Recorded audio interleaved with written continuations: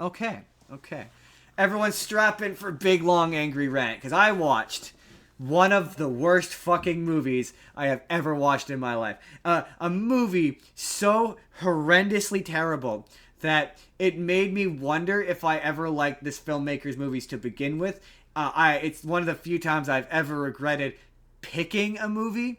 It was agonizing. It was terrible. It was This Is 40.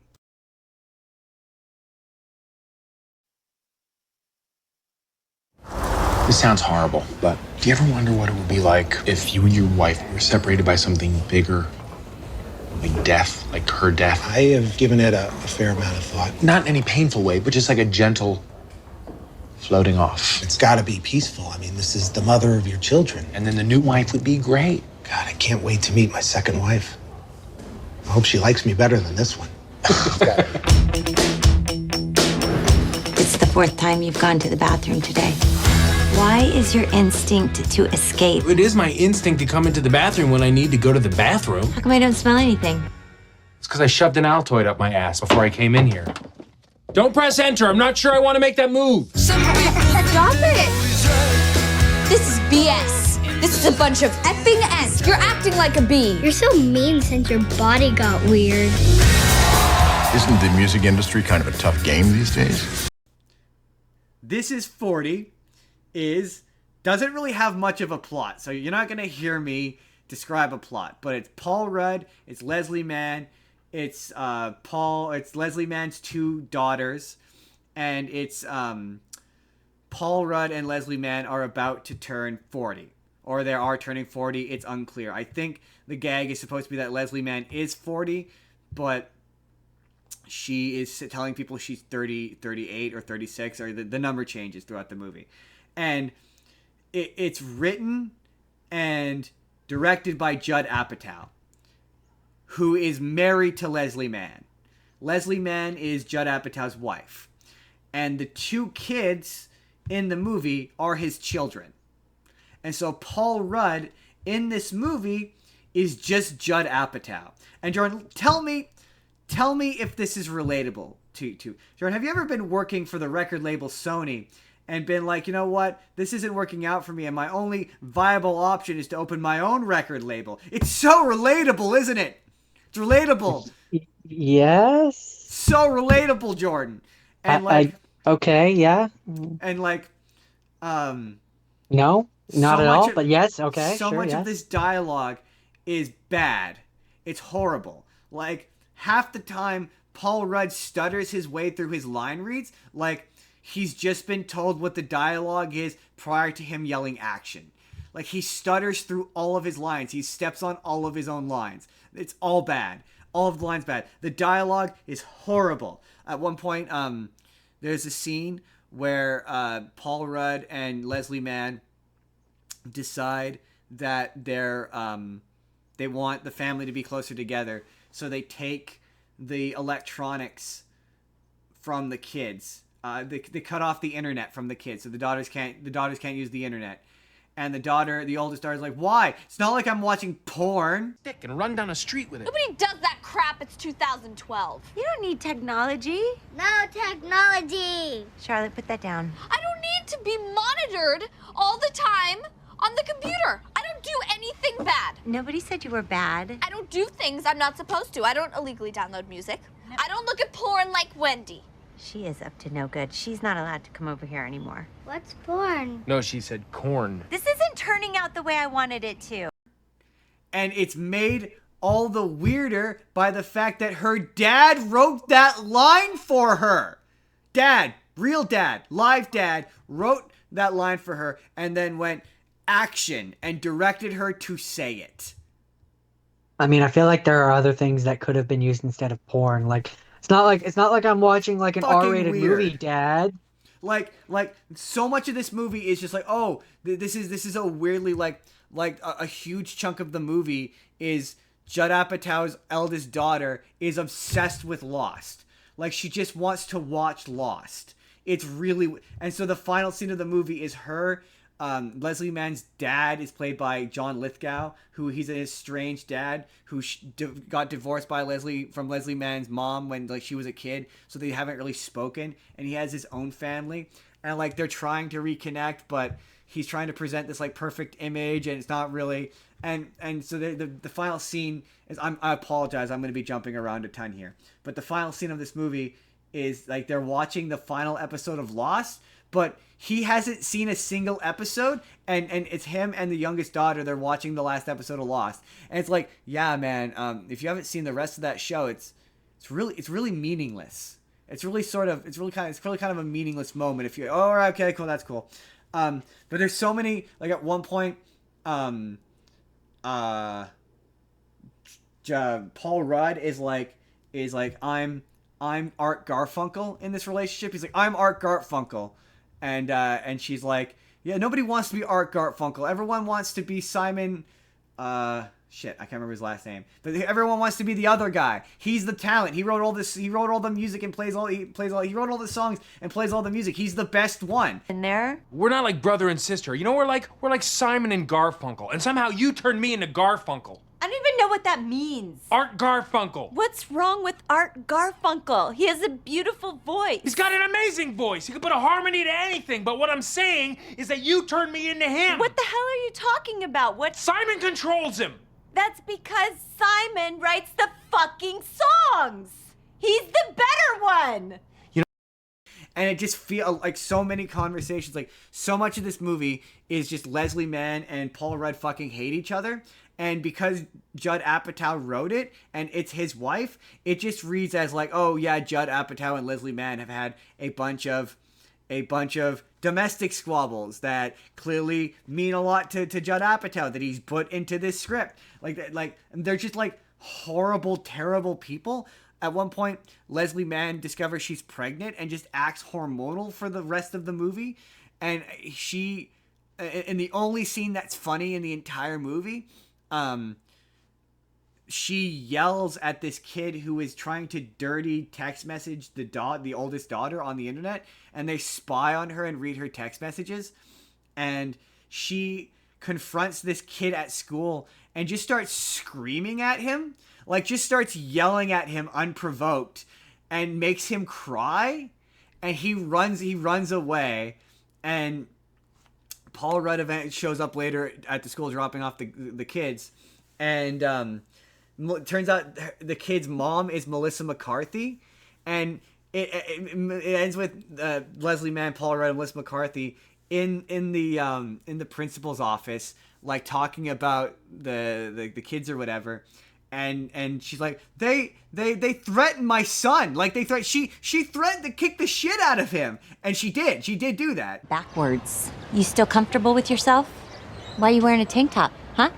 So you can show off your little bald pits, you little hairless wonder? Cool tank top, man. Huh? So next time you think about writing something nasty on my daughter's Facebook page, just remember me. Remember me. I will come down here and I will fuck you up. Okay, I'm sorry. Wait a minute. Hey. Wait, are you crying? Just let me go. And she's like, I never did that. And he said my kid should be locked up like an animal. He called my son an animal to his face, which he did. He did in the previous scene. He's like, your son's a fucking animal. He should be locked up in a cage in a zoo. Sweet wife you're talking about. Oh, I need to back off? You need to back off, because your kid is an animal. He's a fucking animal. Why don't you put him on a leash? Turn around! If he insults my daughter again, I'm gonna hit him with my fucking car. Got it? In fact, if you insult my wife again, you know what I'm gonna do? I'm gonna show up your house when you're sleeping, and I'll take your iPad or your iPod or your iMac, and I'll shove them up your fucking eye cunt. I got nothing to lose. Your kid is the problem. My kid is a fucking angel. And he just starts saying all this horrible shit about her son while his son is standing right there to her face. And he's like, you said all this horrible shit about my son. And he's like, no, I didn't. No, what are you talking about? What are we talking about? And then Oh my... Are you serious? I didn't. I would never. To a child? she flips out and she starts freaking out. I'm gonna gaslight the shit out of you. Yeah, What are you talking about? These people are liars. He said that my son was an animal and that if I didn't keep him on a leash, that he would hit him with his car. Did you say that? That's ridiculous. Who talks like that? You do. He didn't say that. All right, He said it to no, me. what I said was that we need to keep an extra eye on our kids because with all the technological advances, they need to learn to use them responsibly. And there's all these moments where like there's this one bit where Leslie Mann and Paul Rudd are in bed, and Paul Rudd just cracks a fart out of nowhere, and Leslie Mann starts to laugh. What is she doing? Okay. Oh my god. Oh my god. Oh my gosh. Don't do that. What am I? She starts to crack, and you can tell that it was the only usable take, because then in the next moment she gets mad at him and they get into a big argument, and it's like it's so badly directed. It's badly directed. Like some of the jokes kind of funny, but like the dialogue is so much like you're like, people don't talk like this. Human beings never like there's Paul Rudd's dad, Albert Brooks. Also, he says somehow got his wife pregnant and has had 3 infant triplets who are all identical. And there's this running joke that he can't tell them apart. Like, and there's this running gag where he just says wildly inappropriate things to 3-year-olds. I know how you feel. You know, my business is going through some growing pains right now. Oh, don't jump on Daddy. Be careful, don't jump on Daddy. Remember, Daddy has high blood what? High blood what? That's right. My daddy's old. Can you go outside without me for a little bit? Don't go near that little pool. All right? I'm gonna be in the Do the pool. Three Stooges routine you were practicing. I can't tell them apart. I swear to God, I need tattoos. Look, Like, none of which is funny. Yeah, like, there's a bit at the end where he's like, yeah, we cut their hair, so now we can tell them apart. And then he's like, here you are, Jason. He's like, I'm David, god damn it. And it's like, what? And so then there's this whole subplot of like Paul Rudd, he is in charge of a record label, and he's signing this really old band who turns out is a real band that I'd never heard of.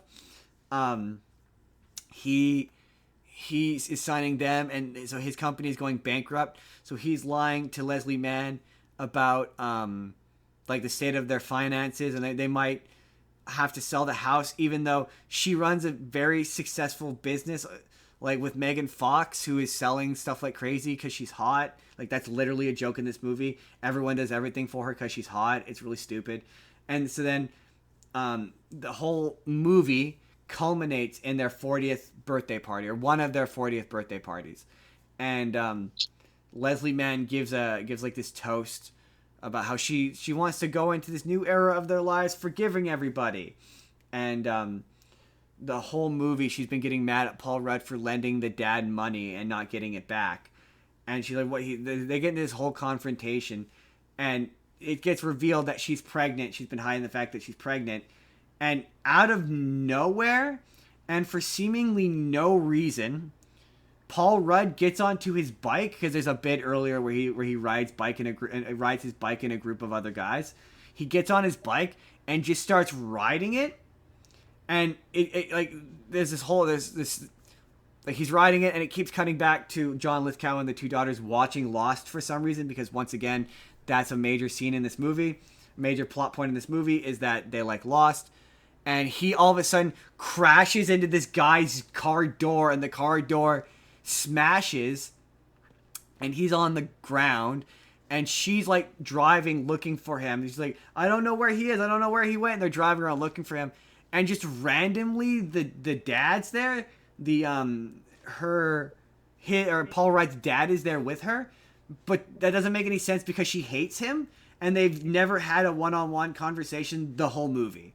He's purely there so that, and he just rides for, there's no reason. He doesn't give a reason for why he ran away. He doesn't get, like, it's not like he's like getting on the bike and he's had this epiphany and he's gonna go retrieve something. He just gets on the bike for no reason. And yeah, he gets hit by the guy's car, and the guy's like, you're gonna pay for this. He's like, no, I'm not. And the guy like clocks him in the face, and he's a big fat guy, and Paul Rudd punches him in the stomach, and the guy just like shrugs him off and then clocks Paul Rudd in the stomach. Paul Rudd goes down right as Leslie Mann and the dad pull up, and this whole bit of him, and this is within like the last 10 minutes of the movie. This only happens so that the Leslie Mann and the dad can have this heart-to-heart in the hospital, and Paul Rudd and Leslie Mann can have this heart-to-heart in the hospital. It exists purely for that. Otherwise, it makes no sense. It comes completely out of left field. And the biggest thing about this movie is it's agonizingly long. It is painfully long. Scenes go on for fucking ever. There's so many points. Like, there's so many scenes that are meaningless. They have no point. They service nothing. They don't service the plot. They don't service a joke. They don't service anything. They just happen. Like, there's a bit where for some random reason, it's a clearly, oh, this is a thing that Judd Apatow and his family does. So there's a bit where they're all, for some reason, like laying in bed in their pajamas watching SpongeBob. Randomly. They're all just, the whole family, just in bed, just watching SpongeBob, and then there's a big confrontation. The older daughter says an F word and storms off. But like, it serves nothing. Like, there's so many scenes where it's just Paul Rudd like reacting to something, and there's so many scenes that just go on forever where you're like, oh my god, Judd, cut. For the love of God, cut. You can cut. Whoever is your editor hates you. So much of this should be cut out. This movie could be 40 minutes shorter. This movie should be an hour and 40 minutes to 2 hours. The fact that it's 2 hours and 70 minutes is atrocious. It's awful. It's terrible. Like, I remember liking this guy's movies. It was like none of the people talked like people. Like, no one has these conversations. Man. I'm flashing back to last night. I was so angry. I came out. You can attest. I came out. I was so angry. It's true. He was. I was very a angry. steamy hot potato. I was like, I fucking hate this movie so much. It's one of the worst things I have ever watched. It was agonizing. It was terrible. And I liked Knocked Up. I liked Superbad. I like Funny People. I'm gonna have to pick a director where I do Judd Apatow and I watch Funny People and I remind myself that I like his movies. Because my god, I fucking hated this so much, Jordan. So much. Have I adequately conveyed how much I fucking hated this?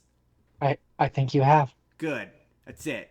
This is 40. It fucking sucked. It's gonna be a video. It's probably gonna be Monday's video. I'm not even gonna lie to you. You're probably currently watching this on Monday. Because that's how much I fucking hated this movie.